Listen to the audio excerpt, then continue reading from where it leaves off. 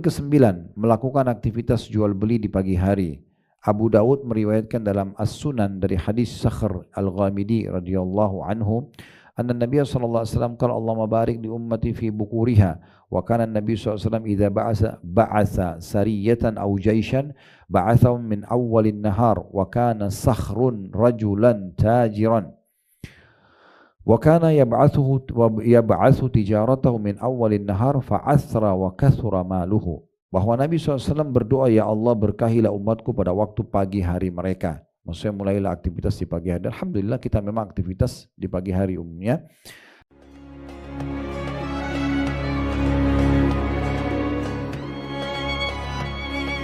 Assalamualaikum warahmatullahi wabarakatuh. Alhamdulillah, wassalatu wassalamu ala rasulillah. Segala puji dan puja kehadirat Allah Subhanahu wa taala, juga salawat dan taslim kepada Nabi besar Muhammad sallallahu alaihi wa ala alihi wa sahbihi wasallam. Hari ini adalah hari emas kita, saudaraku seiman, di mana Allah Subhanahu wa taala memberikan kita satu hari umur lagi. Kita tidak pernah tahu ajal itu kapan datang dan berakhir atau batas umur kita, maka seharusnya kita menjadikan ini sebagai hari emas kita. Hari di mana kita menambah sisi-sisi amal soleh yang masih kurang di masa lalu, ataupun kalau sudah ada kita menambah agar secara kuantitas dan kualitas juga bertambah, yang akan membantu kita mendapatkan fasilitas tambahan di dunia ini dan juga tentu derajat yang tinggi di surga sana. Kalaupun kita melakukan kelalaian-kelalaian, maka hari ini masih ada kesempatan untuk bertaubat nasuha kepada Allah sehingga kita lepas dari hisabnya. Oleh karena itu, setiap orang di antara kita harus introspeksi diri, berhati-hati sekali terhadap detik-detik dan masa-masa yang dia lalui. Jangan sampai tidak berisi dengan hal-hal yang bermanfaat. Karena penyesalan pada hari kiamat itu akan terjadi pada 3 golongan. Yang pertama, penyesalan abadi yang terjadi pada orang-orang kafir, munafik, dan orang-orang musyrik. Mereka ini penyesalan abadinya karena memang akan kekal di api neraka. Mereka selalu disebutkan oleh Allah Subhanahu wa taala dalam Al-Qur'an, setelah menyebutkan neraka dikatakan khalidina fiha, kekal selamanya di dalam gitu ya. Kemudian yang kedua adalah usatul mukminin, orang-orang mukmin yang masih lebih banyak kelalaian dan dosanya dibandingkan amal solehnya. Mereka nanti pada saat ditimbang amal hari kiamat dosanya lebih berat, sehingga akhirnya harus masuk ke neraka dulu lalu disiksa oleh Allah Subhanahu wa taala sampai dosanya bersih. Tetapi ini juga bermasalah, akan mendatangkan penyesalan. Karena siksaan di neraka itu tanpa ada kematian. Semua akan dipenuhi dengan siksaan per detiknya, non-stop, tidak ada negosiasi, tidak ada toleransi. Semuanya akan terus disiksa sesuai dengan kadar dosanya. Dan Allah menyebutkan dalam Al-Quran, Yawma inda rabbika ka'alfi sanatin mimma ta'uddun. Satu hari di sisi Tuhan kalian nanti di akhirat sama dengan 1000 tahun waktu kalian di dunia. Ini juga akan terjadi penyesalan. Kemudian yang ketiga adalah penyesalan orang-orang beriman yang masuk ke dalam surga, tetapi mereka sebenarnya bisa mendapatkan derajat lebih tinggi.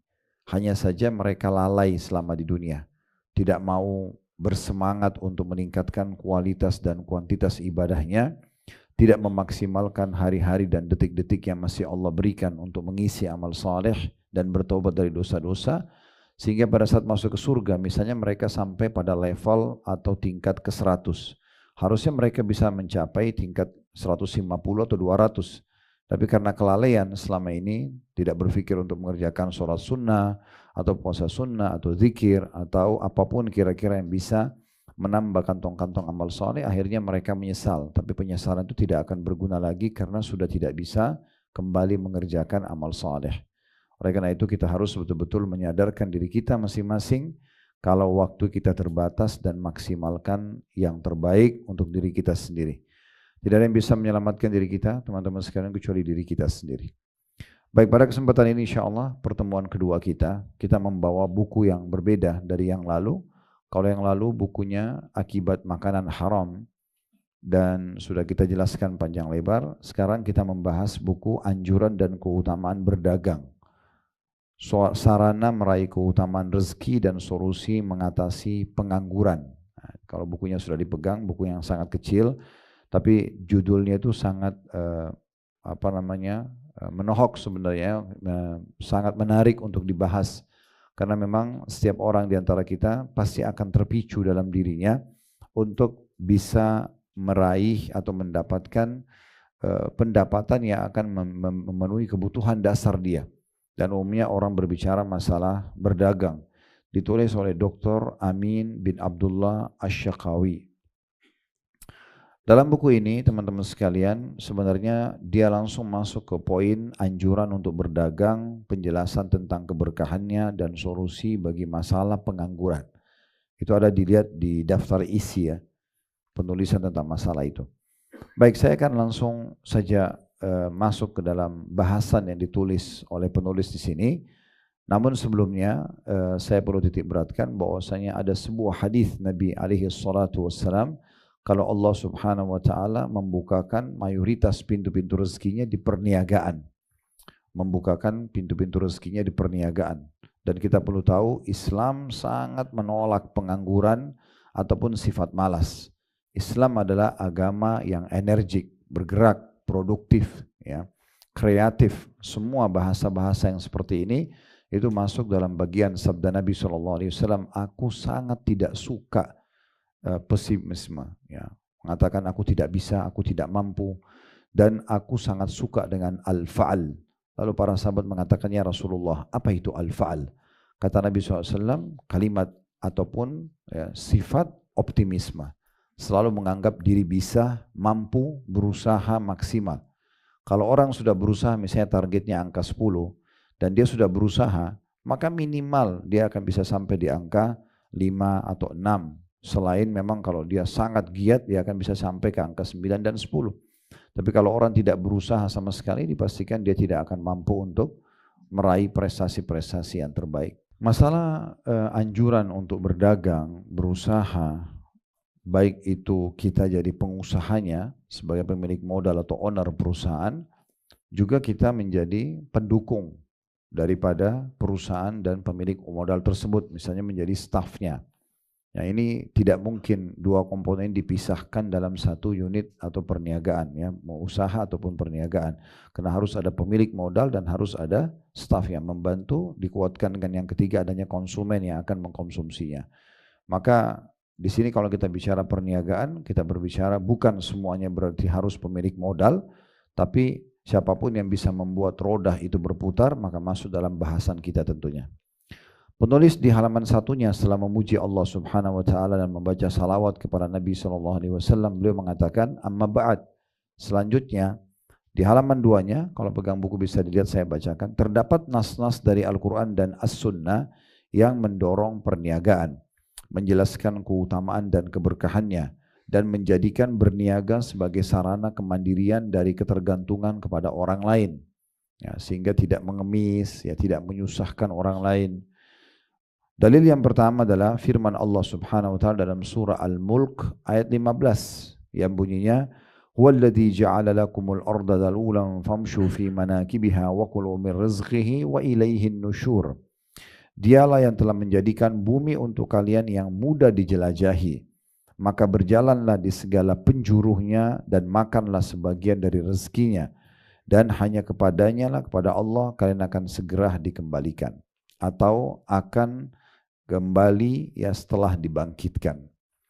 Dari firman Allah Subhanahu wa taala ini kita bisa lihat bagaimana Allah Subhanahu wa taala menyuruh kita menyebar di muka bumi, cari ya informasi, ya, cari peluang-peluang dan raih apapun kesempatan yang ada selama berada di 5 huruf, yaitu halal, dan jauhi 5 huruf yang lain haram.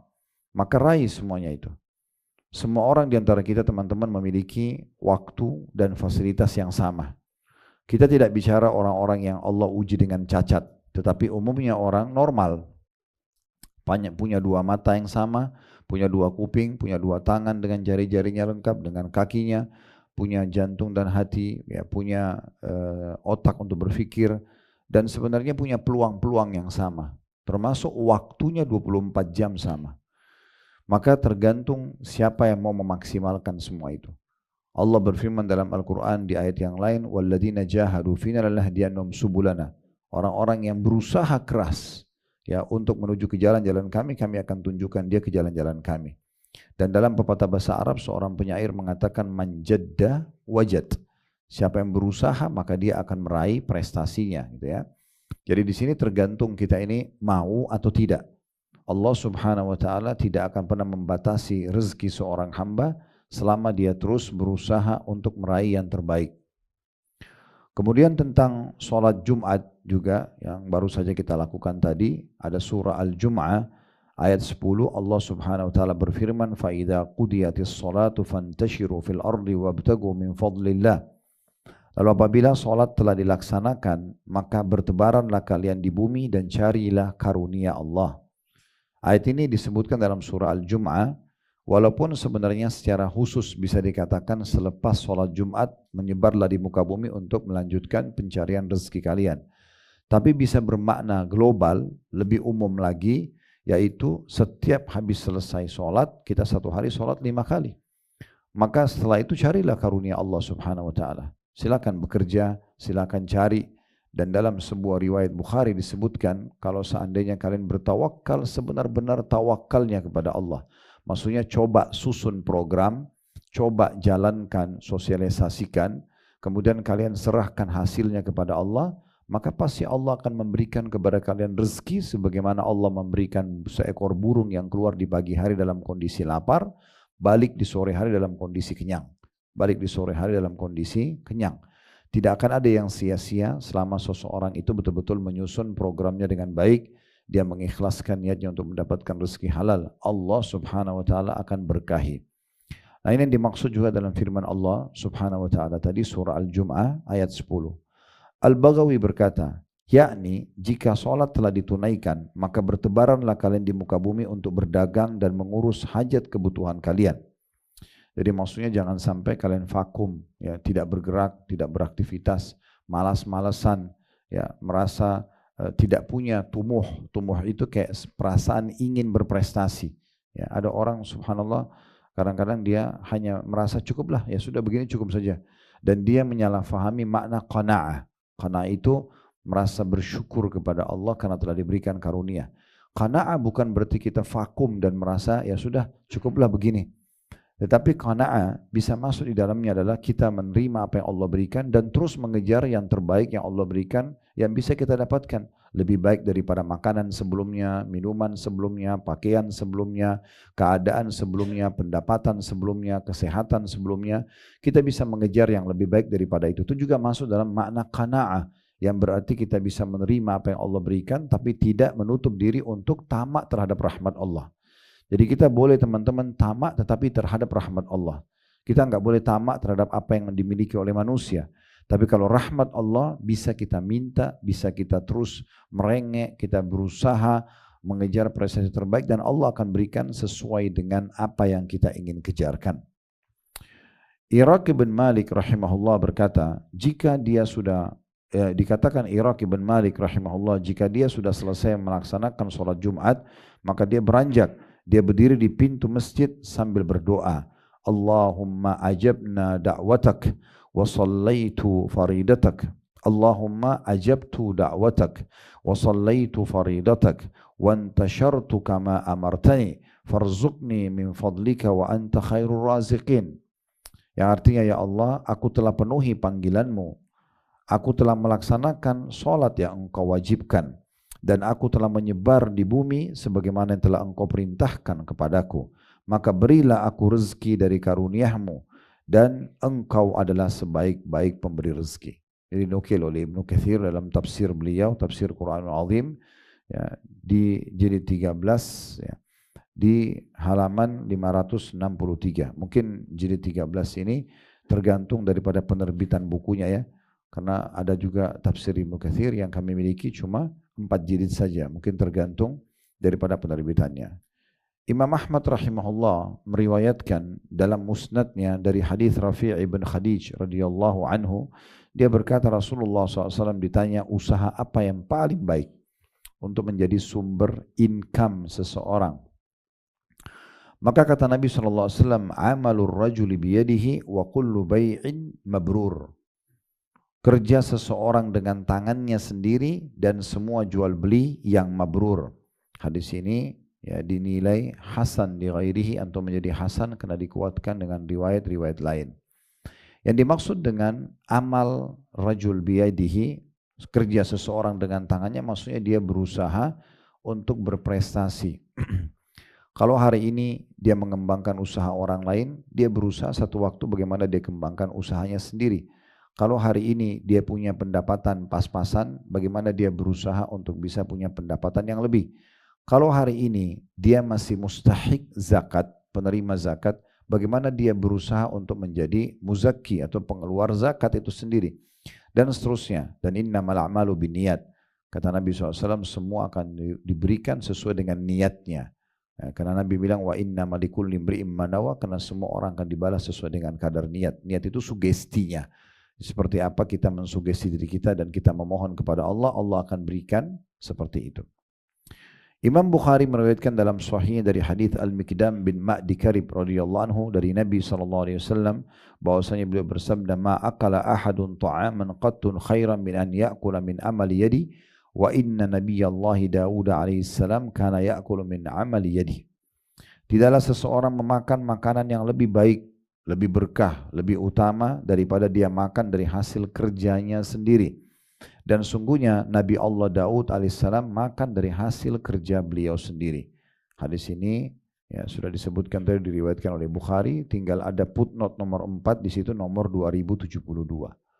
Dan yang dimaksud juga dengan wa kullu bai'in mabrur, dan setiap jual beli yang mabrur, mabrur maksudnya mendapatkan taufik, ya, yang betul-betul dijalankan sesuai dengan syariat Allah Subhanahu wa taala. Mirip kalau teman-teman pernah dengar haji mabrur, ya. Haji mabrur maksudnya haji yang mengikuti peraturan dan syarat-syaratnya sehingga akhirnya mendapatkan apa yang dijanjikan. Nah, mirip seperti itu juga perniagaan, ada yang mabrur, yang kalau disusun dengan poin-poin yang tepat, ya, dengan kerangka fikir yang tepat, dengan planning yang pas, gitu ya, sehingga dijalankan sesuai dengan kadar kemampuan, lalu kemudian diaturkan sebuah program untuk pengembangannya ke depannya, ekspansinya seperti apa, maka dia jalan sesuai dengan itu dikatakan juga bai'il mabrur, ya, transaksi yang mabrur atau yang berhasil. Dan di sini ulama mengatakan ada satu perbedaan dasar antara transaksi jual beli dan perniagaan orang non muslim sama orang muslim, yaitu kita selalu fokus kepada yang halal saja, yang haram kita tinggalkan dalam transaksi sehingga mendatangkan keberkahan. Dan masih di poin yang sama, juga tidak bisa dipisahkan antara ekonomi dengan sosial. Kapan seseorang itu menjadi seorang muslim, dia muslim tapi dia hanya berpikir bagaimana mengembangkan usaha tanpa dilibatkan kegiatan sosial di situ, ya, seperti kita sekarang ada dana CSR dan yang semisalnya. Yayasan, saya dengar Masya Allah yayasan ini di perusahaan ini sudah ada, itu sangat bagus, ya, karena memang itu ciri khas kita, karena sosial inilah yang akan mendatangkan keberkahan daripada usaha yang sedang kita kembangkan. Jadi ini ciri khasnya. Kalau kapitalis, mereka selalu berpikir bagaimana mempertahankan modal usaha dan bagaimana mengembangkan dengan keuntungan sebesar apapun, ya, walaupun harus, ya, tidak benar, mereka tidak kenal namanya halal dan haram. Dan juga mereka kalau perlu tidak berbagi, ya, sama orang lain, karena bagi mereka menabung pangkal kekayaan. Padahal sebenarnya kalau dalam Islam sangat berbeda. Kita kan sedekah justru sosial itu pangkal kaya. Ini tidak bisa ketemu konsepnya. Kapitalis mengatakan tahan, tabung, kamu akan kaya. Dan ini kalau berarti kita kalau tabung tidak akan bisa berbagi dengan orang lain. Dan Islam mengatakan sedekah pangkal kaya. Berarti kalau kita keluarkan justru makan lebih banyak keberkahannya. Coba renungi baik-baik poin ini teman-teman sekalian. Kalau ingin memulai keberkahan dan bagaimana Allah memperbanyak harta dan pendapatan kita, maka jangan lepaskan diri kita dari kegiatan sosial. Mulai dari yang kita mampu dulu, ya.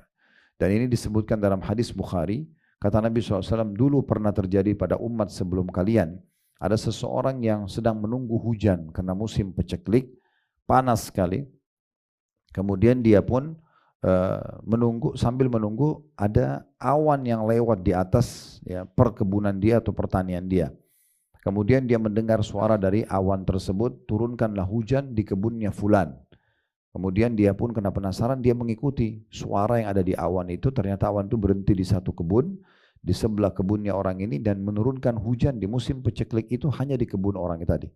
Maka karena penasaran, orang yang mendengarkan suara ini datang kata Nabi SAW dan bertanya kepada pemilik kebun, apa yang kamu lakukan dengan kebunmu ini? Kok bisa nih, semua orang lagi tunggu hujan tidak dapat, kamu didatangkan oleh Allah SWT awan, mendung dan turun hujan cuma di kebunmu saja. Apa yang kau lakukan dengan kebunmu ini? Maka orang itu mengatakan, ini bocoran dari Nabi SAW ya, dan ini sistem perniagaan dan pendapatan seorang muslim sehingga dapat keberkahan. Dia mengatakan hasilnya, bukan modalnya. Hasil daripada usaha ini, kebun ini atau pertanian ini saya bagi menjadi 3. Sepertiganya saya sedekahkan di jalan Allah, sepertiganya saya kembalikan kepada modal usaha, sepertiganya lagi saya jadikan untuk biaya kebutuhan saya dan keluarga. Jadi bagaimana dia memprioritaskan sedekahnya. Saya bertemu teman-teman sekalian dengan banyak sekali jemaah yang Masya Allah, Allah bukain pintu rezeki mungkin sudah tidak terhingga lagi. Ya, kalau biasa bahasa kita supaya mudah paham, duitnya sudah tidak berseri karena terlalu banyak harta yang subhanallah Allah bukakan. Saya temukan justru karena masalah sosial. Karena masalah sosial. Ada di antara mereka bahkan saya duduk, pertama sekali mereka buat planning untuk 1 tahun ke depan di program-program perusahaan untuk mengembangkan produk-produk yang ada, sistem marketingnya dan segala macam yang berhubungan dengan perusahaan tersebut. Maka yang paling pertama dia tekankan bagaimana ya harus dikeluarkan sekian persen untuk sedekahnya. Itu dulu program pertamanya, walaupun belum ada margin depan mata gitu. Jadi subhanallah dengan itu Allah kasih keberkahan. Allah SWT kasih keberkahan. Ada beberapa perusahaan juga yang saya tahu di Saudi, mereka sudah lowongkan pokoknya setiap keuntungan dari perusahaan mereka itu sudah dikeluarkan 10%, 20% yang rutin walaupun belum ada angkanya. Dan subhanallah dengan itu jadi luar biasa berkembang usaha-usaha yang mereka sedang lakukan. Allahu a'lam. Baik, ini yang dimaksud dengan hadis tadi ya. Kemudian hadis yang lain di halaman 6 ya. Kita masih melanjutkan halaman demi halaman. Saya berharap teman-teman bisa ikutin. Halaman ke-6-nya ada hadis selanjutnya dan sebuah riwayat, inna atyaba ma akaltum min kasabikum. Sesungguhnya sebaik-baik makanan yang kalian makanlah dari hasil kerja kalian sendiri. Maksudnya bagaimana kita berusaha untuk mengembangkan apapun yang kita mampu kembangkan dari potensi yang kita miliki dan itu akan menjadi pendapatan yang paling baik. Al-Bukhari meriwayatkan dari dalam sahihnya dari hadis Az-Zubair bin Awwam radhiyallahu anhu, dia berkata Rasulullah sallallahu alaihi wasallam bersabda, la an ya'khudha ahadukum hablahu fayati bihuzmati hatabi ala dhahrihi fayabi'aha fayakuffallahu biha wajha khairun lahu min an yas'ala an-nasa a'tauhu aw mana'uhu. Sesungguhnya kata Nabi SAW, salah seorang di antara kalian mengambil seutas tali, kemudian dia pulang membawa seikat kayu bakar di atas punggungnya, lalu dia menjualnya sehingga dengan begitu Allah menjaga kehormatan wajahnya. Maksudnya dari mengemis atau minta-minta adalah lebih baik baginya daripada dia meminta-minta kepada manusia, baik mereka memberinya atau menolaknya.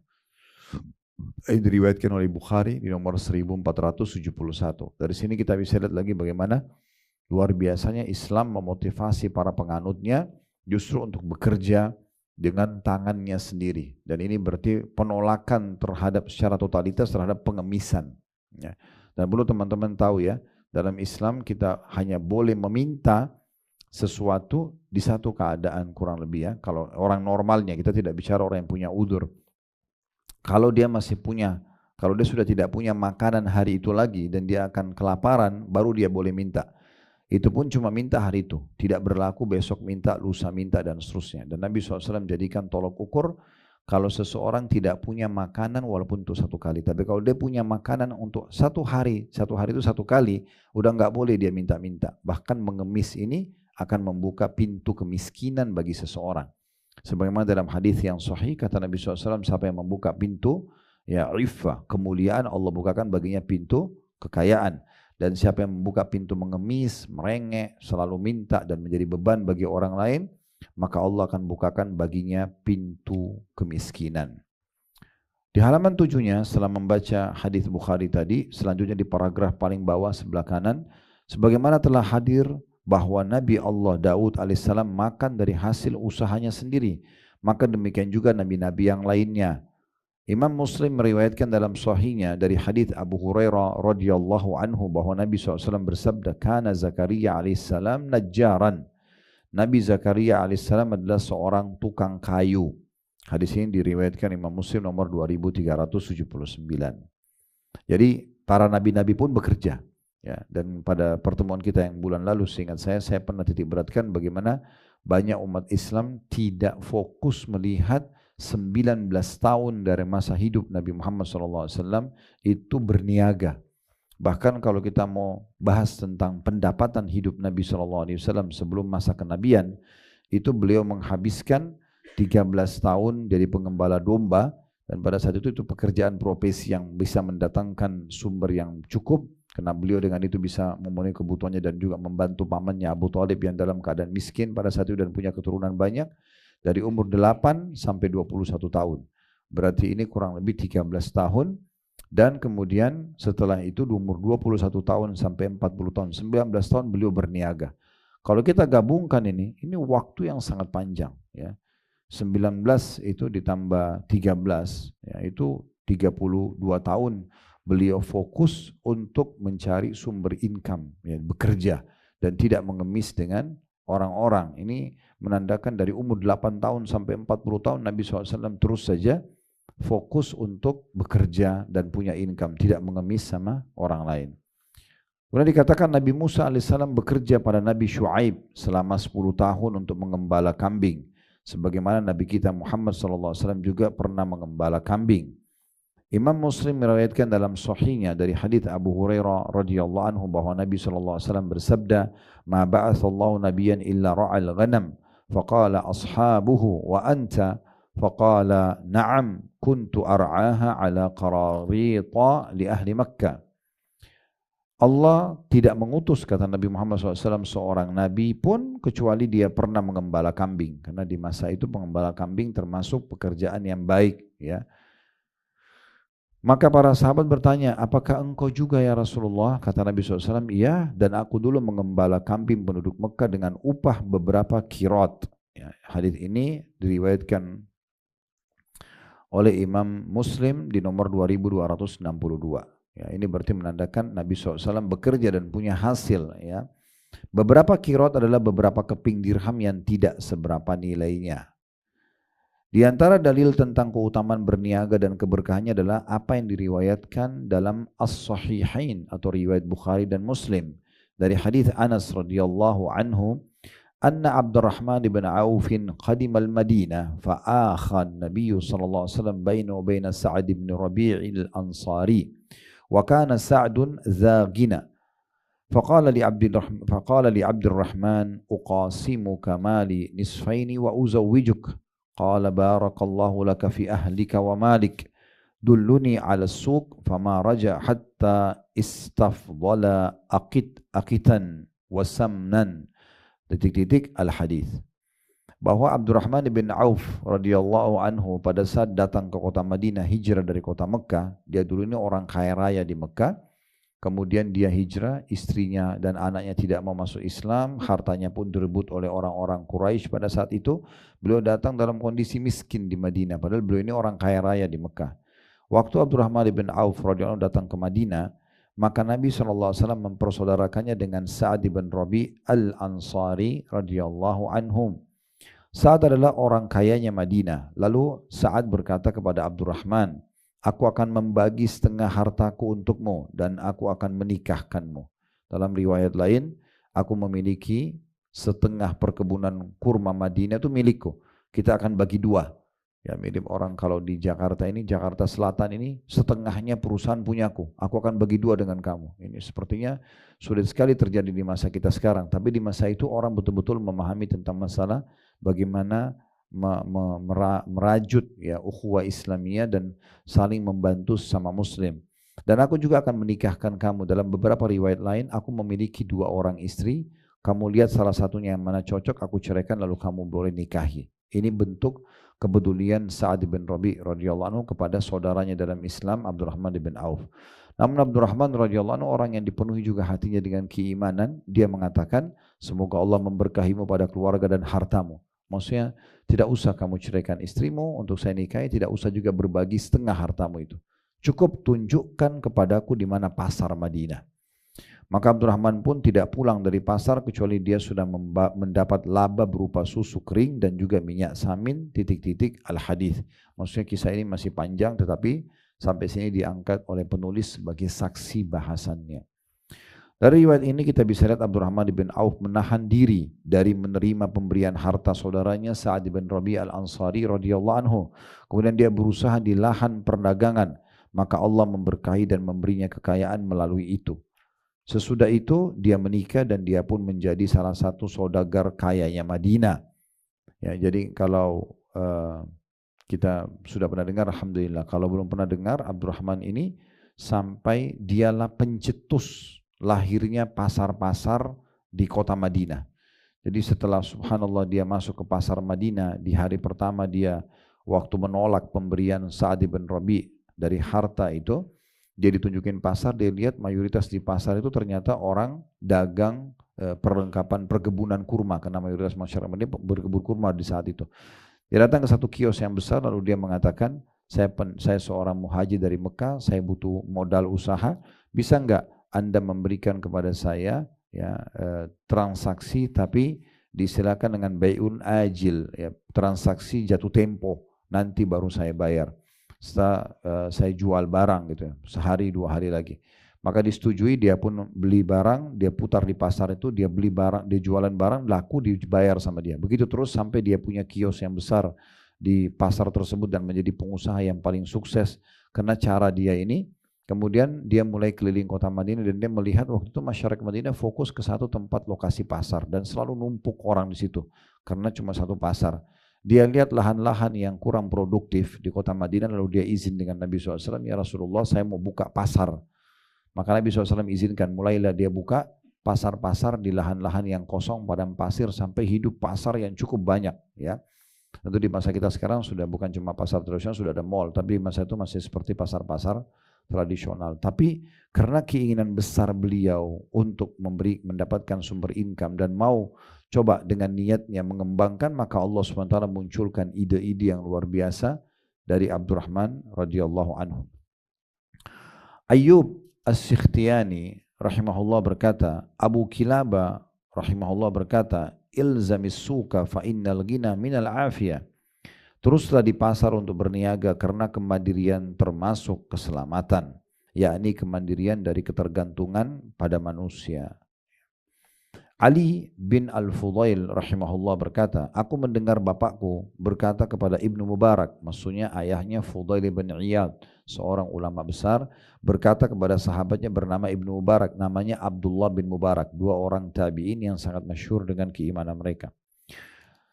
Apa kata Fudail kepada Ibnu Mubarak? Ibnu Mubarak ini orang yang sangat soleh, berilmu luas, tampan, pemberani, kaya raya, berkumpul semua sifat kebaikan. Dan beliau kalau ceramah itu selalu menggugah. Fudail bin Iyad, sahabatnya, itu mantan preman, perampok jalanan, sadar, kemudian menjadi sahabat dekat dengan Abdullah bin Mubarak. Fudail bilang kepada Abdullah bin Mubarak, engkau menyuruh kami agar zuhud, berhemat, dan berbekal secukupnya. Tapi kami melihatmu membawa barang-barang dagangan dari negeri Khurasan, Persia. Kalau sekarang Iran, ke tanah suci, ke Mekah sama Madinah. Bagaimana ini? Kok kamu suruh kami hemat, kamu zuhud, ya tidak terlalu fokus pada dunia, sementara Anda sendiri sibuk berdagang. Bagaimana kami memahami ini? Maka Abdullah bin Mubarak rahimahullah, seorang ulama tabi'in yang menjawab dengan ilmu, dia mengatakan, ya Aba Ali, wahai ayahnya Ali, karena Fudail bin Iyad, anak pertama laki-lakinya namanya Ali. Dipanggil, hai ayahnya Ali. Innama af'alu dha li'asuna bihi wajhi wa ukrima bihi irdi wa asta'ina bihi ala ta'ati rabbi. Wahai Abu Ali, aku melakukan hal itu tidak lain untuk melindungi wajahku dari mengemis. Islam menyuruh kita untuk tidak boleh mengemis. Maka saya harus punya pendapatan, memuliakan kehormatanku. Dengan punya income, orang jadi memuliakanku dan menggunakannya untuk melakukan ketaatan kepada Tuhanku.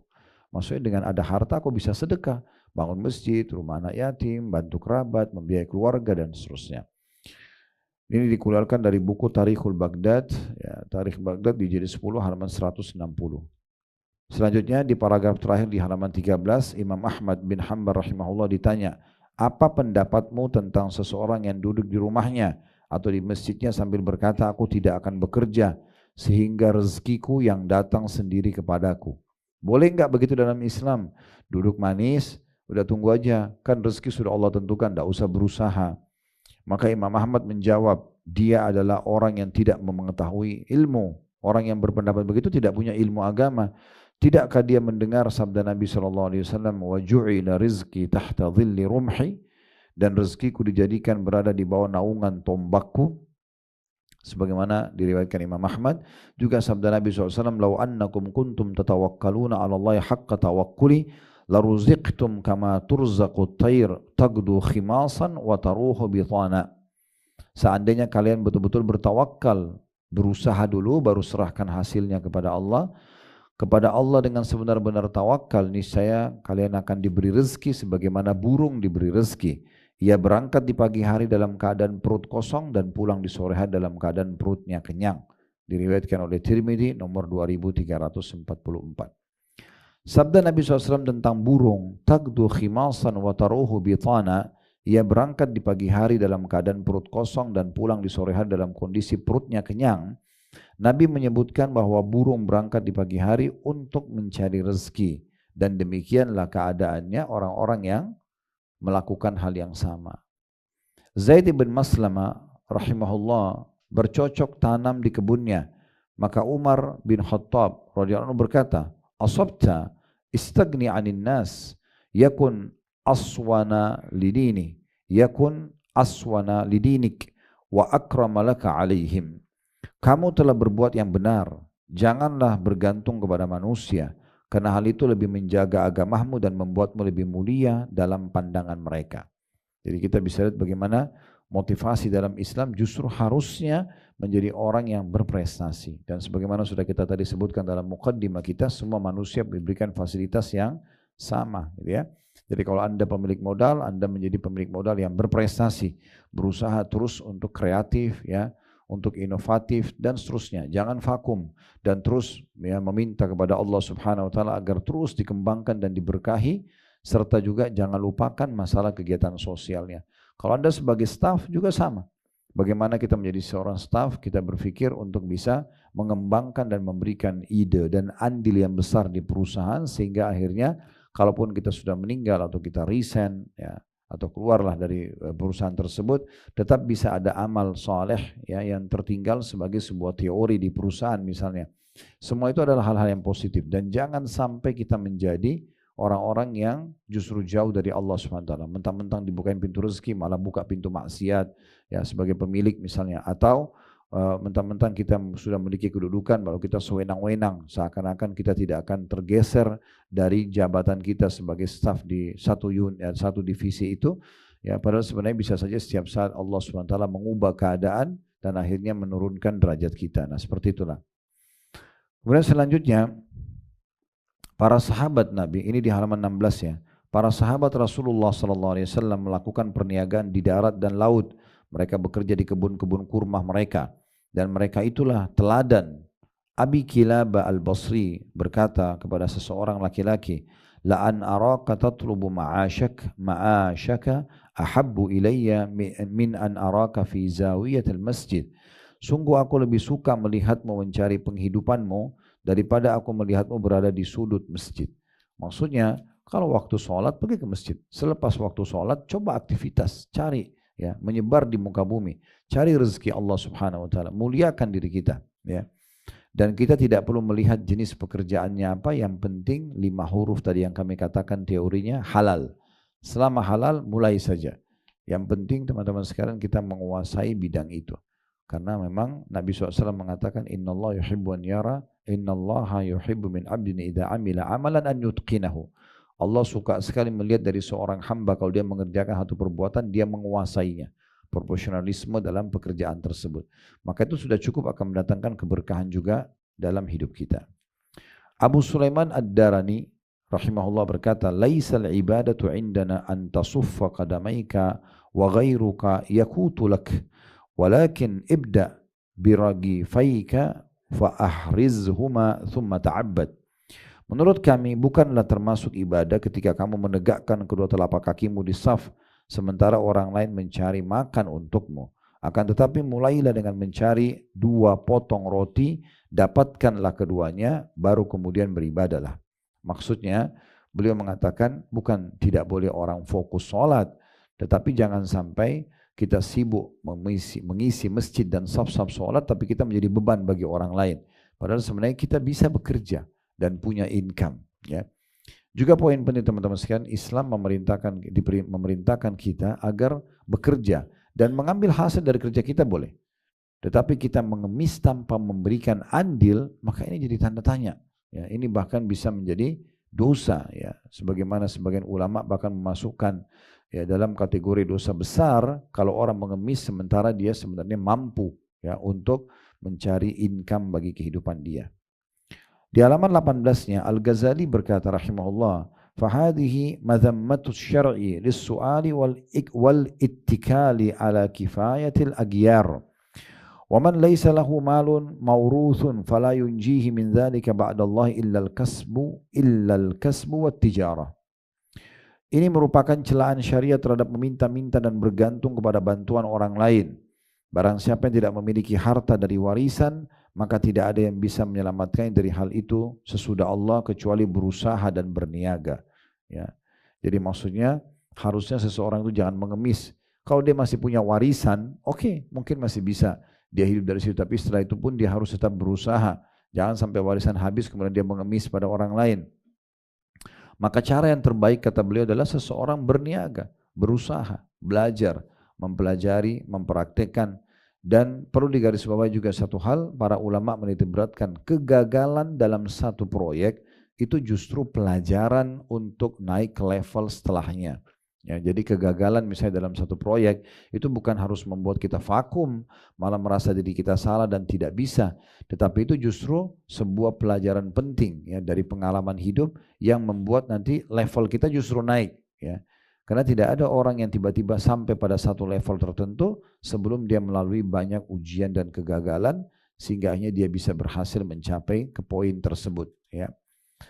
Di halaman 19-nya di samping nas-nas tentang tanda kutip keutamaan berniaga dan dorongan kepada kemandirian sehingga tidak bergantung kepada orang lain, telah ada dalam jumlah yang tidak sedikit terdapat pula nas-nas dan athar-athar, ini athar maksudnya riwayat-riwayat ya, yang mencela pengangguran dan memperingatkan darinya. Di antaranya hadis yang diriwayatkan oleh Imam Muslim dalam Sahih dari hadis Iyad bin Himar radhiyallahu anhu bahwa Nabi SAW bersabda, "Inna Allah amarani an u'allimakum ma jahiltum wa fihi wa ahlun nari khamsatun ad-dha'ifu alladhi la zabra lahu alladhina hum fikum tab'a la yabtaguna ahlan wala mala." Al-hadis. Sesungguhnya Allah memerintahkanku agar mengajari kalian apa yang tidak kalian ketahui. Ini kata Nabi SAW, Allah perintahkan aku untuk menyampaikan pada kalian apa yang belum kalian faham terhadap apa yang Tuhan kalian perintahkan dan juga larang. Dan di dalam hadis tersebut ada potongan berbunyi penghuni neraka itu ada 5. Di antaranya adalah yang disorotin cuma 1 di sini sebab menjadi saksi bahasan kita. Orang lemah yang tidak mempunyai harta, yang merupakan pengikut di antara kalian, mereka tidak berusaha mencari keluarga dan juga harta. Hadis ini disebutkan di nomor 2865. Ini diriwayatkan tadi sebagaimana sudah disebutkan oleh Imam Muslim dalam Sahihnya. Dari riwayat ini teman-teman sekalian kita bisa ambil pelajaran bagaimana Allah Subhanahu wa taala menjadikan orang yang sengaja melemahkan dirinya, bermalas-malasan, pengangguran, tidak mau mengembangkan prestasinya, tidak mau menambah ilmu pengetahuannya, pengalamannya, sehingga akhirnya dia mengemis pada manusia, ini termasuk bagian dari ahli neraka. Berarti ada ancaman yang berat. Di dunia mereka terhina, di akhirat juga mereka dihukum oleh Allah Subhanahu wa taala. Dan Allah menciptakan tubuh kita ini memang tubuh untuk bergerak, ya, untuk bergerak. Semua otot-otot yang Allah berikan kepada kita termasuk di kaki kita, otot yang paling besar ada di kaki, itu supaya kita selalu pakai berjalan, bergerak. Ya. Kalau kita tidak melakukan itu, anggota tubuh kita ini akan melemah sebenarnya kan gitu. Berarti memang untuk beraktivitas. Kalau orang tidur terus tidak berpikir, itu otaknya juga akan vakum. Ya, gitu. Atau mungkin saya pernah contohnya ke dokter gigi, kemudian dokter gigi mengatakan, Ustadz ini gigi yang sebelah kanan mungkin jarang dipakai mengunyah ya. Terus alhamdulillah waktu itu tidak ada masalah apa-apa, cuma sekedar datang konsul saja. Karena pas lagi ngisi pengajian dan ditawarkan untuk dicek. Terus saya tanya, kenapa dok dibahasakan begitu? Dia bilang ini terlihat. Jadi subhanallah, Allah juga ciptakan gigi itu yang semuanya harus difungsikan. Jadi memang anggota tubuh untuk difungsikan. Ya. Jadi kalau kita justru tidak fungsikan untuk justru mencari karunia Allah subhanahu wa ta'ala, belajar, menambah pengalaman hidup, ini berarti kita sendiri tidak menggunakan fasilitas dengan maksimal. Nah seperti itulah. Kemudian selanjutnya dikatakan diantaranya perkataan Umar bin Khattab radhiyallahu anhu di halaman 20 paragraf paling bawah ya. La yaq'udu ahadukum an talabi rizqi wa yaqul Allahumma rzuqni faqad alimtum anna as-samaa la tumtiru dhahaban wala fiddah. Janganlah seseorang dari kalian duduk berpangku tangan tidak mencari rezeki sambil dia tetap berdoa mengatakan ya Allah berilah aku rezeki. Padahal kalian sudah mengetahui bahwa langit tidak menurunkan hujan, emas dan juga perak. Jadi Umar bin Khattab justru menyalahkan orang yang cuma duduk di masjid minta doa saja Allah kasih rezeki, tapi dia tidak pernah berusaha. Umar bin Khattab mengatakan ini satu kekeliruan, sebagaimana Imam Ahmad juga tadi mengatakan itu orang yang tidak berilmu. Ya, harusnya dia pertemukan antara doa dia dengan usaha dia. Seperti orang lapar nih, ya Allah berikan saya makan. Udah, dia berharap tiba-tiba laparnya hilang tanpa dia mencari makanan ataupun dia mengunyah makanan. Ini tidak mungkin. Jadi setelah dia berdoa, dia keluar untuk mencari, maka Allah akan berikan dia. Ibnu Mas'ud radhiyallahu anhu berkata di halaman 21-nya ya, inni la akrau an ara ar-rajula farigha la fihi amri dunyahu wala fi amri akhiratihi. Sungguh aku benar-benar sangat benci melihat seseorang yang menganggur tanpa kesibukan, vakum ya. Baik dalam urusan dunianya ataupun urusan akhiratnya. Ini Abdullah bin Mas'ud justru menyebutkan seorang sahabat satu hal yang aneh. Kalau ada seorang muslim justru nganggur ya. Jadi teman-teman kalau lagi duduk pun cari kesibukan ya. Dan seorang penyair mengatakan dalam pepatah bahasa Arab, taharrak fa inna fi harakati barakah. Bergerak, beraktivitas karena di situ ada keberkahan. Justru jangan diam. Pikir dari positif ke positif apalagi yang lainnya. Dari ide ke ide yang lain apanya, pengembangan yang lain gitu ya. Selalu kita begitu. Jadi bagaimana kita mengejar prestasi? Kita akan temukan beda sekali orang yang energik dan selalu mau berprestasi dengan orang yang vakum dan malas. Ingat, sesuatu yang kita terapkan dalam pola hidup kita teman-teman akan menjadi kebiasaan kita. Kalau kita selalu tiap hari cuma tahu ya santai saja, tidur vakum, malas-malesan, nanti akan begitu. Kita akan malas nanti dan sulit sekali untuk mendongkrak diri kita menjadi orang yang energik. Ya, tapi kalau kita biasa diri kita energik, apalagi nih sudah selesai makan dan minum hitungan menit selesai, udah pindah ke aktivitas yang lain yang bisa lebih baik, apalagi terus begitu sampai kita istirahat malam gitu ya. Bahkan orang yang seperti ini yang energik dan produktif seperti ini, maka mungkin Allah pun datangkan dalam mimpi dia pun hal-hal yang positif ya, yang membantu dia untuk justru menyelesaikan banyak permasalahan hidupnya. Dan orang seperti ini akan mudah sekali melalui kehidupan di dunia, bahkan permasalahan sebesar apapun jadi kecil di mata dia karena dia terbiasa produktif orangnya gitu. Dari nas-nas dan athar-athar di atas tadi kata penulis di halaman 22 ya, maka dapat ditarik kesimpulan sebagai berikut. Yang pertama, hendaklah seseorang berusaha mencari rezekinya dan melakukan sebab-sebab yang disyariatkan sebagaimana diperintahkan kepadanya, dan Allah Subhanahu wa taala akan memberkahi usahanya setelah dia berusaha.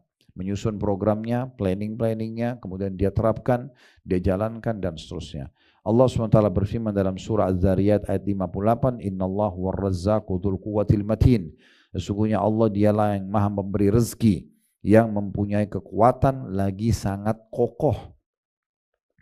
Dan Allah SWT juga berfirman dalam surah Az-Zariyat ayat 22, wa fis sama'i rizqukum wa ma tu'adun. Dan di langit terdapat sebab-sebab rezeki kalian dan apa yang dijanjikan kepada kalian. Jadi maksudnya ini dalil tentang pentingnya seseorang muslim beraktivitas dan juga mencari dan berusaha menyusun program-program dan mempelajari apa yang dia belum ketahui dan aktif dari satu aktivitas ke aktivitas positif yang lainnya. Yang kedua, rezeki tidak berkaitan dengan ijazah sekolah, kecerdasan atau menjadi pegawai pemerintah. Betapa banyak orang yang tidak duduk di bangku sekolah, buta huruf, namun dalam keadaan seperti itu mereka justru memiliki harta yang melimpah. Maksudnya bisa saja orang itu karena dia produktif, dia mau belajar, ya, apalagi di masa kita sekarang teknologi ini, walaupun orang tidak berijazah bisa pelajari apa saja di masa kita sekarang.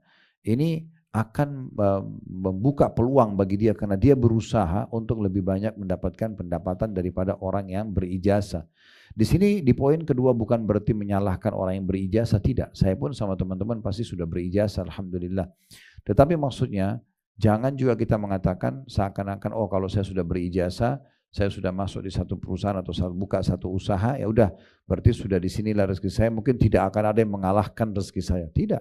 Mungkin ada orang yang tidak berijazah seperti kita, tidak selevel kita dari sisi pendidikan formalnya, tetapi dia lebih banyak income-nya karena tadi tergantung bagaimana produktivitas dan semangat seseorang untuk mengembangkan income pendapatan dia. Yang ketiga, lahan-lahan dan peluang-peluang rezeki terbuka dan banyak, namun ia menuntut seseorang untuk menggunakan kreativitasnya, pola pikir yang produktif, dan kesungguhannya dalam berusaha. Di samping ia juga memohon pertolongan kepada Allah Subhanahu wa Ta'ala.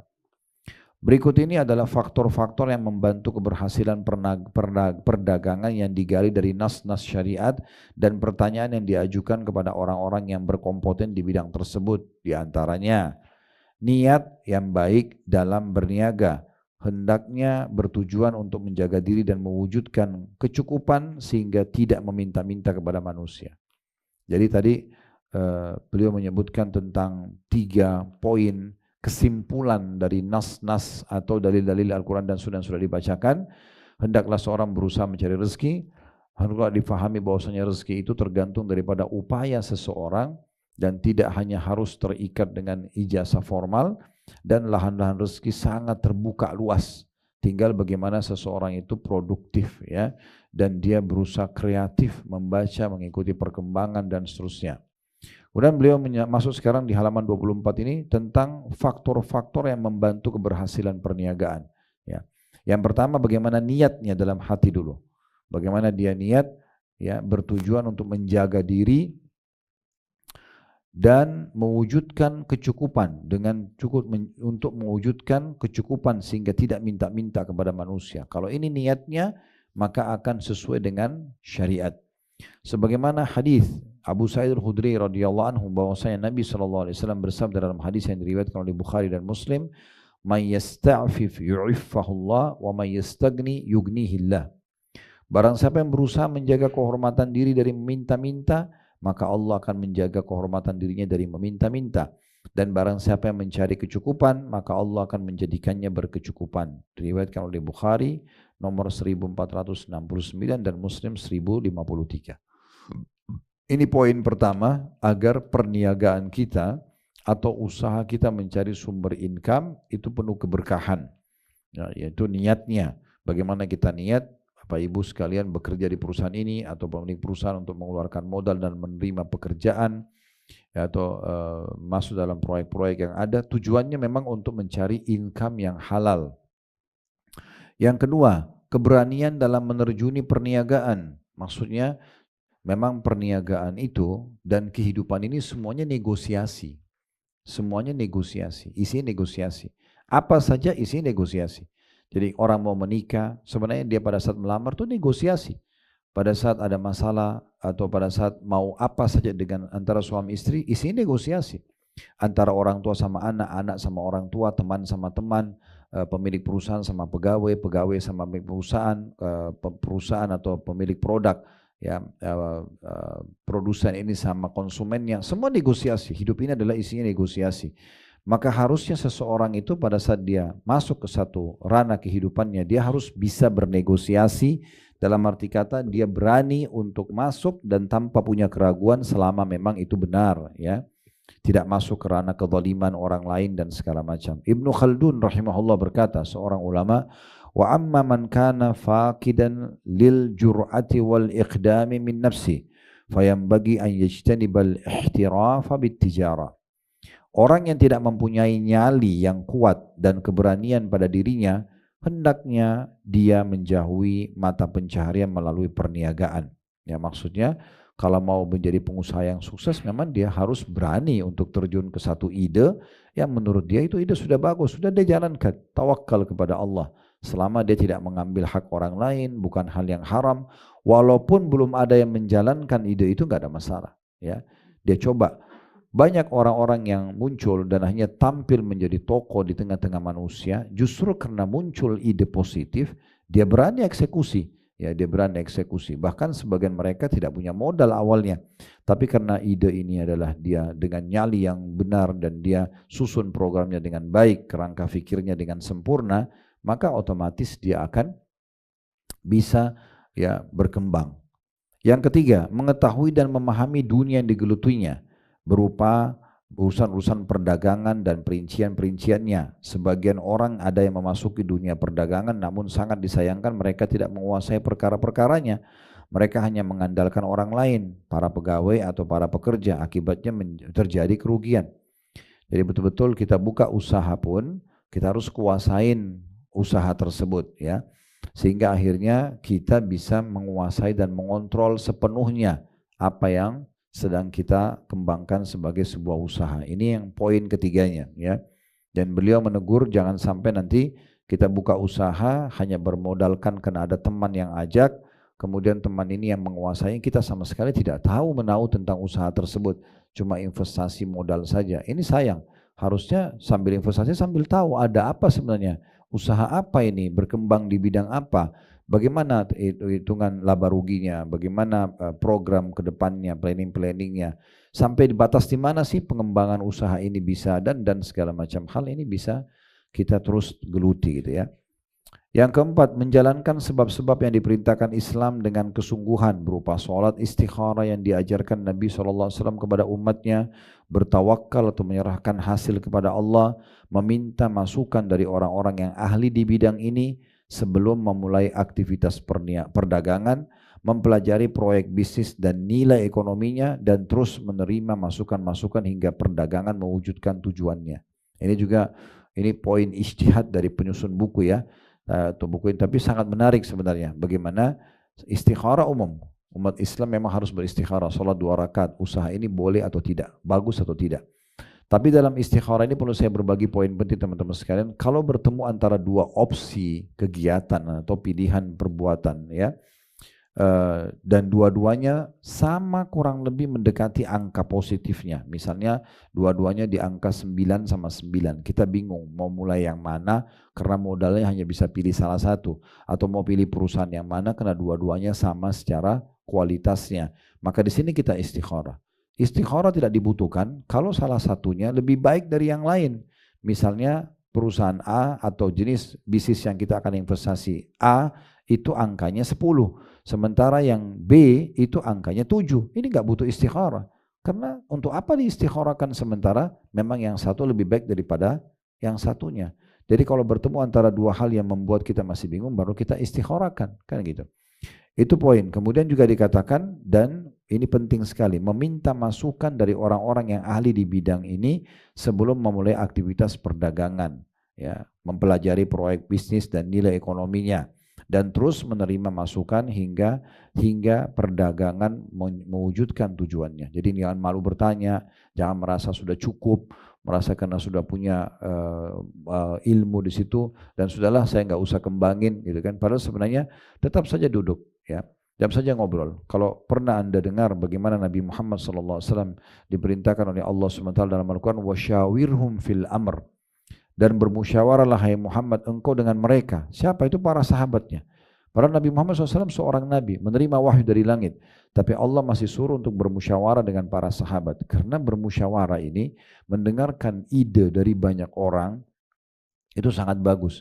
Nanti akan membuka wacana tambahan buat kita, wawasan kita jadi lebih luas dari pengalaman-pengalaman teman-teman ini, baik itu dalam perang kalau strategi perang misalnya, baik itu dalam perniagaan kalau strategi bisnisnya, ya, baik itu dalam pengembangan pendidikan dan pengalaman untuk menambah ya ekstra perkembangan dalam pendidikan kalau di dunia pendidikan dan seterusnya. Ya, ini poin-poin penting untuk selalu digarisbawahi.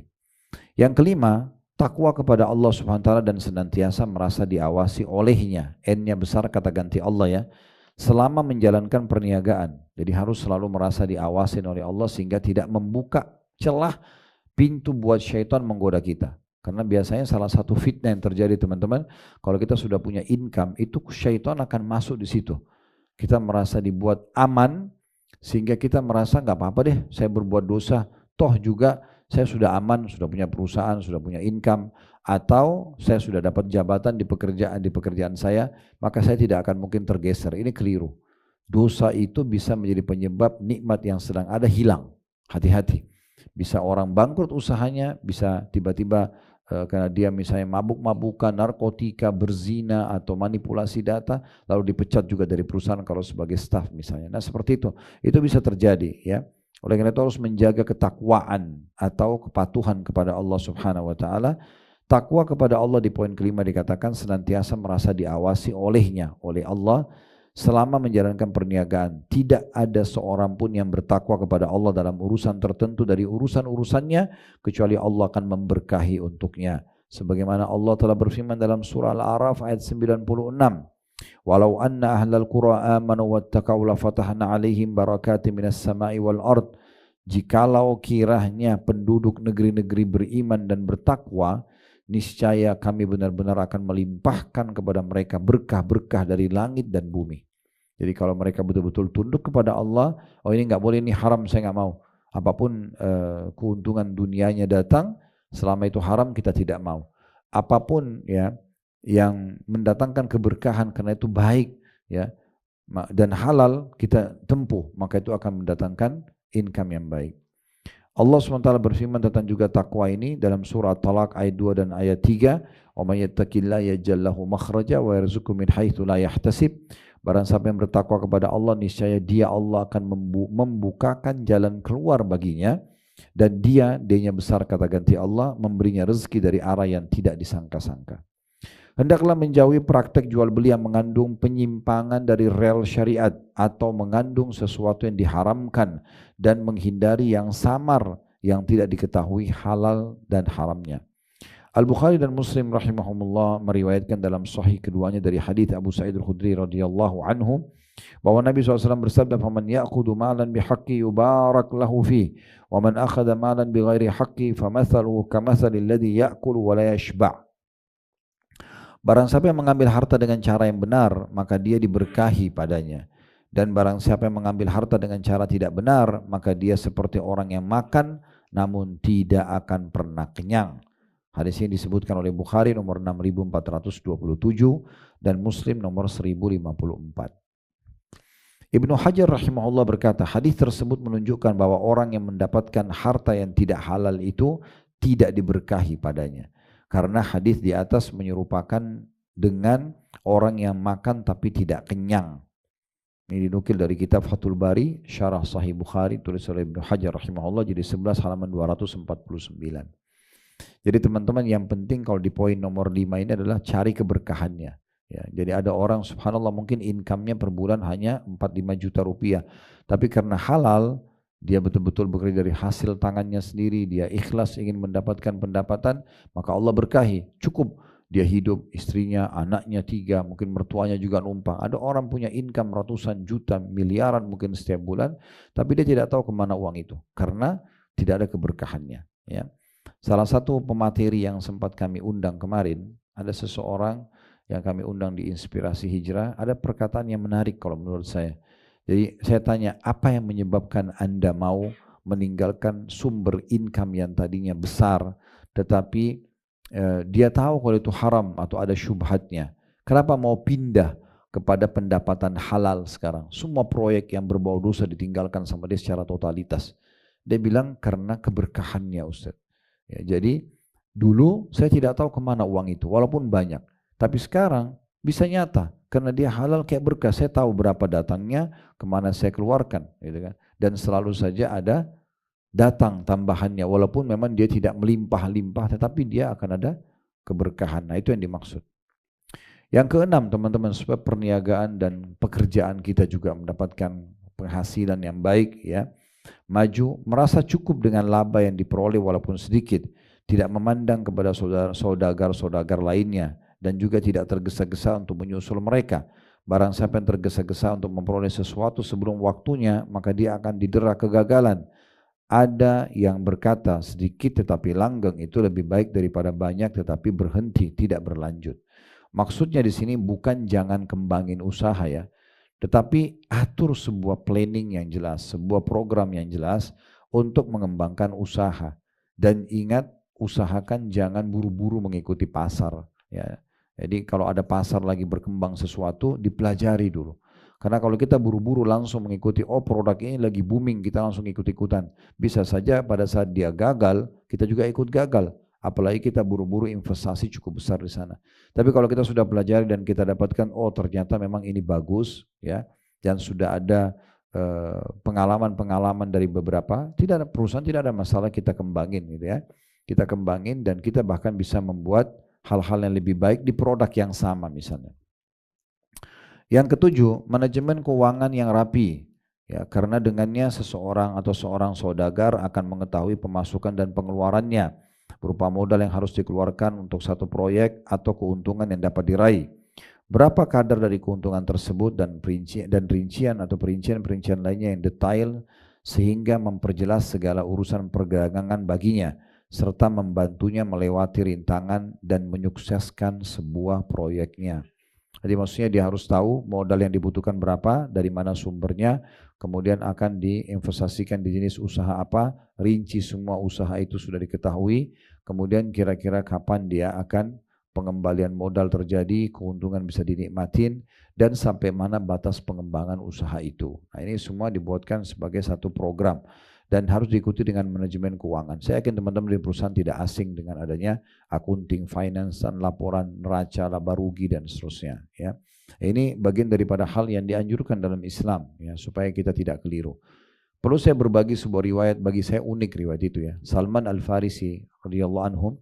Ini masalah sederhana tapi bisa kita tarik kepada pengembangan usaha kita sekarang. Beliau itu kalau menyuruh pembantunya ke pasar belanja sayuran misalnya atau sesuatu, kalau datang beliau periksa barang belanjaannya.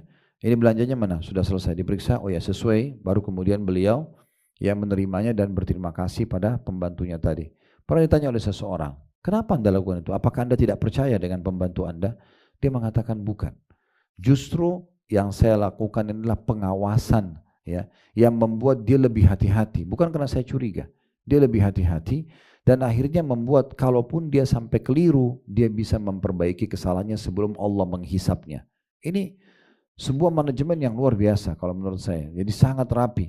Jadi bukan berarti kita itu pelit, bukan. Justru kita membantu para staf untuk bisa menjalankan tugas dengan baik. Kalau seorang pemilik perusahaan tidak pernah nanya mana laporan keuangan kamu, tidak pernah diskusikan, tidak pernah meluruskan kalau ada yang salah, cuma tahu terima laporan, tidak tahu benar atau salah, ini keliru juga gitu kan.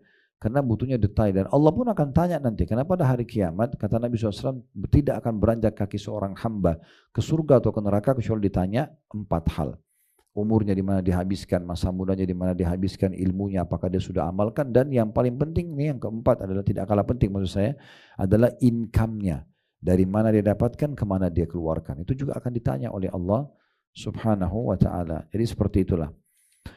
Yang kedelapan, kejujuran dalam transaksi jual beli dan bekerja sama, juga jujur kepada pembeli. Ya. Hal ini berdasarkan apa yang diriwayatkan dalam As-Sahihain atau riwayat Bukhari Muslim dari hadis Hakim bin Hizam radhiyallahu anhu bahwa Nabi SAW bersabda, al-bay'ani bil khiyari ma lam yatafarraqa fa in sadaqa wa bayyana burika lahuma fi bai'ihima wa in katama wa kadaba muhikat barakatu bai'ihima. Penjual dan pembeli mempunyai hak khiyar. Hak khiyar itu melanjutkan transaksi atau memberhentikannya selama keduanya belum berpisah. Ini hukum transaksi jual beli dalam Islam ya. Jika keduanya jujur dan transparan atau menjelaskan, maka jual beli keduanya diberkahi.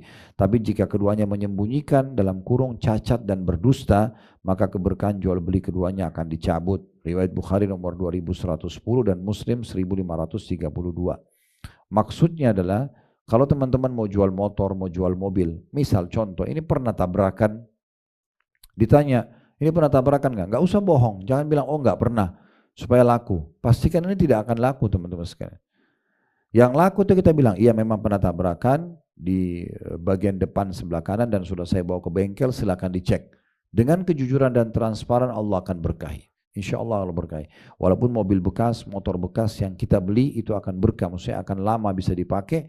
Kita pun pada saat menjualnya, kita mendapatkan income-nya itu juga akan penuh dengan berkah. Nah seperti itu yang dimaksudkan di poin ini. Al-Bukhari dan Muslim meriwayatkan dari hadits Jabir bin Abdullah radhiyallahu anhuma, Jabir dan ayahnya Abdullah, dua orang sahabat, kita mengatakan radhiyallahu anhuma, beliau berkata, "Bay'atun Nabiyya sallallahu alaihi wasallam ala iqamis shalah wa ita'iz zakah wa nushi li kulli muslim. Fakana Jarir bin Abdullah idza ishtara syai'an aw ba'a yaqulu li sahibihi i'lam anna ma akhadna minka ahabbu ilaina mimma a'tainakahu fakhtar." Aku bersumpah, kata Jabir, bersumpah setia kepada Nabi SAW untuk mendirikan sholat, menunaikan zakat, dan bersikap tulus kepada setiap muslim. Jika Jarir bin Abdullah membeli atau menjual sesuatu, maaf ini bukan Jabir ya, saya keliru, Jarir radhiyallahu anhu, saya tadi mengira Jabir ya. Jadi jika Jarir periwayat hadits ini bin Abdullah radhiyallahu anhu membeli dan menjual sesuatu, maka dia berkata kepada pembeli atau penjualnya, ketahuilah bahwa apa yang kami ambil darimu lebih kami cintai daripada apa yang kami berikan kepadamu. Silakan engkau memilihnya. Maksudnya adalah kami transaksi memberikan ini, kami percaya selama kamu jujur ya, dan kami tidak merasa rugi dengan harta yang kami keluarkan ya. At-Tabarani meriwayatkan rahimahullah dalam biografi Jarir bin Abdullah bahwa seorang hamba sahaya milik Jarir membeli seekor kuda untuknya dengan harga 300 dirham. Manakala Jarir melihat kuda itu dia lekas ya, menemui penjual dan berkata, sungguhnya kudamu ini nilainya lebih mahal dari 300 dirham. Maka Jarir menambahkan uang pembayarannya dan menambah lagi hingga mencapai 800 dirham. Di sini disebutkan oleh, atau penjelasan disebutkan oleh Ibnu Hajar dalam Fathul Bari. Jadi ini memang ciri khasnya transaksi dalam Islam luar biasa ya. Sampai Jarir bin Abdullah radhiyallahu anhu itu pernah pembantunya beli seekor kuda 300 dirham, tapi begitu dia lihat, dia tahu ini bukan harga pasar. Dia sengaja keluar mencari pemilik kuda tadi lalu mengatakan, kudamu ini bukan begitu nilainya. Lalu ditambahkan uang sampai 800 dirham. Poin ke-9, melakukan aktivitas jual beli di pagi hari. Abu Daud meriwayatkan dalam As-Sunan dari hadis Sakhr Al-Ghamidi radhiyallahu anhu, anna Nabi sallallahu alaihi wasallam qala Allahumma barik li ummati fi bukuriha, wa kana Nabi sallallahu alaihi wasallam idza ba'atha sariyatan aw jayshan ba'athahum min awwalin nahar, wa kana Sakhrun rajulan tajiran. وكان يبعث تجارته من أول النهار فعثر وكثر ماله. Bahwa Nabi SAW berdoa, ya Allah berkahilah umatku pada waktu pagi hari mereka. Maksudnya mulailah aktivitas di pagi hari. Alhamdulillah kita memang aktivitas di pagi hari umumnya. Jika Nabi SAW mengirim pasukan yang berjumlah sedikit ataupun banyak, maka beliau memberangkatkan mereka di waktu pagi. Sakhr radhiyallahu anhu, ya pemilik hadis ini ya, karena hadis Sakhr Al-Ghamidi radhiyallahu anhu, dikatakan seorang saudagar, dia memberangkatkan dagangannya di waktu pagi, maka dia pun meraup laba yang banyak dan hartanya melimpah ruah. Diriwayatkan oleh Bukhari. Baik, selanjutnya teman-teman sekalian, poin ke-10. Kita akan selesaikan buku ini ya insyaallah. Hendaknya pedagang itu rela dalam menerima bagian rezeki yang telah Allah berikan untuknya. Imam Ahmad rahimahullah meriwayatkan dalam Musnad dari hadits Abu Ya'la bin Asy-Syikhir radhiyallahu anhu, dia berkata, seorang dari Bani Sulaim menyampaikan kepadaku, menurutku dia melihat Rasulullah SAW, yakni berstatus sahabat. Dia berkata, Rasulullah SAW bersabda, Inna Allah yabtali abdahu bima a'ta, faman radiya bima qasamallahu lahu barakallahu lahu fi wa wassa'ahu, wa man lam yarda lam yubarik lahu. Sesungguhnya Allah menguji hambanya dengan apa yang dia berikan kepadanya. Barang siapa yang rela dengan apa yang Allah berikan baginya atau kepadanya, maka Allah akan memberkahinya untuknya dan melapangkannya. Dan barang siapa yang tidak rela, maka Allah tidak akan memberkahinya. Ya, hadis ini ya sebagaimana tadi disebutkan, ya diriwayatkan oleh Abu Ya'la di jilid 33 halaman 403, dan di nomor hadisnya itu di nomor 20.279. Ini pentahkiknya mengatakan hadis ini sahih. Ini di halaman 37 di footnote nomor 28 di bawah saya baca ya. Jadi maksudnya adalah di poin ke-10 ini bagaimana kita pada saat mendapatkan sebuah pekerjaan, proyek, kita syukuri, kita nikmati itu. Bukan berarti kita tidak kembangkan ya, tapi bagaimana kita jangan menggerutu ya sambil mengatakan kok cuma begini, masa begini saja gitu kan, itu keliru. Tapi kalau kita menerima itu alhamdulillah Allah berikan hari ini begini, saya akan kembangkan besok. Nah itu positif, itu dibolehkan. Ini dua hal yang perlu diperhatikan dari apa yang sudah kami sampaikan tadi. Poin ke-11, jangan lupa menunaikan zakat pada waktunya dan mengalokasikannya pada pos-pos yang ditetapkan syariat. Karena zakat adalah rukun Islam yang ketiga. Sebagaimana Allah subhanahu wa ta'ala berfirman dalam surah At-Taubah ayat 103. Yang berbunyi, khudh min amwalim sadaqatan tutahhiruhum wa tuzakkihim biha wa shalli alaihim inna salataka sakanun lahum. Al-ayat. Ambillah zakat dari sebagian harta mereka. Yang dengan zakat itu kamu membersihkan dan mensucikan mereka. Dan berdoalah untuk mereka, sungguhnya doamu itu menjadi ketentraman bagi mereka. Maksudnya Nabi Muhammad SAW. Zakat itu membersihkan dan menumbuh kembangkan harta. Jadi ini maksudnya kalau orang-orang yang sudah punya income, ingat dihitung 1 tahun masa haul harta simpanan kita dan investasi. Kalau mencapai nisab kadar minimal 85 gram emas selama 12 bulan berturut-turut, maka dikeluarkan 2,5%. Karena itu akan mendatangkan ya keberkahan terhadap usaha kita atau income kita. Yang ke-12, jangan lupa tadi itu zakat kewajiban. Kalau sekarang sedekahnya, menyisihkan sebagian dari laba untuk sedekah. Ini yang tadi kita bilang ya, perbedaan antara Islam sama kapitalis. Kalau kita tidak pernah pisahkan antara ekonomi sama sosial. Menyisihkan sebagian dari laba untuk sedekah, hal ini termasuk sebab memperoleh keberkahan dan tumbuh kembangnya harta. Imam Muslim meriwayatkan dalam sahihnya dari hadits Abu Hurairah radhiyallahu anhu bahwa Nabi SAW bersabda, "Baina rajulun bi falatin minal ard, fasami'a sautan fi sahabah, isqi hadikata fulan, fatanahha dhalika as-sahab, fa'afraga ma'ahu fi harratin, فإذا شرجة من تلك الشراج قد استوعبت ذلك الماء كله فتتبع الماء فإذا رجل قائم في حديقته يحول الماء بمسحاته فقال له يا عبد الله ما اسمك قال فلان للاسم الذي سمع في السحابة فقال له يا عبد الله لما تسألني عن اسمي فقال إني سمعت صوتا في السحاب الذي هذا ماؤه يقول اسقي حديقة فلان لاسمك فما تصنع فيها قال أما إذا قلت هذا فإني أنظر إلى ما يخرج منها فأتصدق بثلثه وآكل أنا وعيالي ثلثا وأرد فيها ثلثه. Kata Nabi SAW, ketika seorang laki-laki sedang berjalan di padang pasir yang tandus, tiba-tiba dia mendengar suara dari arah awan. Siramilah kebunnya si fulan, maka awan itu pun menepi, lalu menumpahkan airnya di tanah bebatuan hitam. Ternyata ada satu saluran air dari beberapa saluran yang telah menampung seluruh air itu. Maka dia menelusuri saluran air itu. Dan ternyata ada seorang laki-laki yang sedang mengarahkan air dengan cangkulnya di kebunnya. Maka dia bertanya, orang yang mendengarkan suara tadi, ya, wahai hamba Allah, siapakah nama anda? Maka orang yang tadi mendapatkan air hujan dari awan itu mengatakan fulan, yakni nama yang dia dengar dari awan tadi. Maka orang yang tadi mendengarkan suara disebutkan di awan itu bertanya, wahai hamba Allah, mengapa, atau orang yang ditanya tadi menanyakan, mengapa engkau menanyakan namaku? Maka orang yang mendengarkan suara dari awan mengatakan, aku mendengar suara dari arah awan yang air itu adalah air yang jatuh darinya. Mengatakan siramilah kebun fulan, yaitu nama anda yang disebutkan. Sebenarnya apa yang anda kerjakan atau lakukan terhadap kebun ini? Maka pemilik kebun mengatakan, karena anda telah menanyakan hal itu, maka sungguhnya aku memerhatikan apa yang dihasilkan oleh kebunku ini. Sepertiganya dari hasil aku sedekahkan, sepertiga lagi aku makan bersama keluarga, dan sepertiga lagi aku kembalikan kepada kebun ini. Maksudnya sedekahkan juga dari hasilnya. Makin teman-teman fahami ternyata dari income saya ini, selain saya nikmati ada haknya orang lain, maka makin mendatangkan keberkahan di situ. Makin mendatangkan keberkahan. Baik, poin terakhir teman-teman sekalian sebagai penutup dari buku ini, poin ke-13. Ya, dan setelah ini insya Allah kalau ada yang mau bertanya silahkan. Jangan lupa selalu berdoa.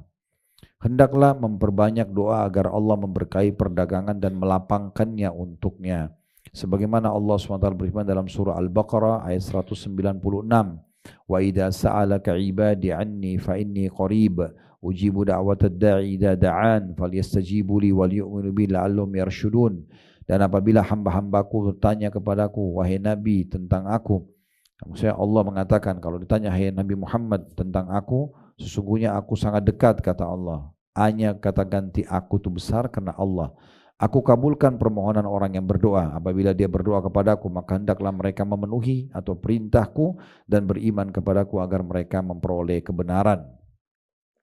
Imam Bukhari meriwayatkan dalam sahih dari hadits Urwa, anna Nabi sallallahu alaihi wasallam a'tahu dinaran yashtari lahu bihi syatan, fashtara lahu bihi syataini, faba'a ihdahuma bidinar wa ja'ahu bidinarin wa syatin, fada'a lahu bil barakati fi bai'ihi wa kana lahu ishtara turaba larabiha fihi. Bahwasanya Nabi SAW memberinya 1 dinar, maksudnya kepada Urwa radhiyallahu anhu, untuk membeli seekor kambing. Lalu dengan 1 dinar, Nabi SAW memberinya 1 dinar untuk membeli seekor kambing. Lalu dia dengan 1 dinar itu membeli 2 ekor kambing. Lalu dia menjual salah satunya dari keduanya seharga 1 dinar. Dia pun datang kepada Nabi SAW dengan membawa 1 dinar dan seekor kambing. Maka Nabi SAW mendoakan keberkahan untuknya dalam perdagangannya, hingga seandainya dia membeli tanah, niscaya dia meraih labah dari perdagangannya tersebut. Ya, dan juga sabda Nabi SAW sebagai penutup, ad-du'a huwal ibadah, doa itu sebenarnya inti daripada semua ibadah. Lalu penulis menutup dengan memuji Allah Subhanahu wa taala dan juga membaca salawat kepada Nabi SAW. Dengan begini alhamdulillah kita sudah menyelesaikan membaca 1 buku lengkap ini, dan di poin ke-13-nya saya ingin titik beratkan teman-teman sekalian, jangan pernah berhenti berdoa walaupun kita sudah merasa cukup. Ingat, berdoa agar Allah Subhanahu wa taala berkahi apa yang sedang kita miliki itu lebih afdal dibandingkan kita sedang ada masalah lalu minta solusinya.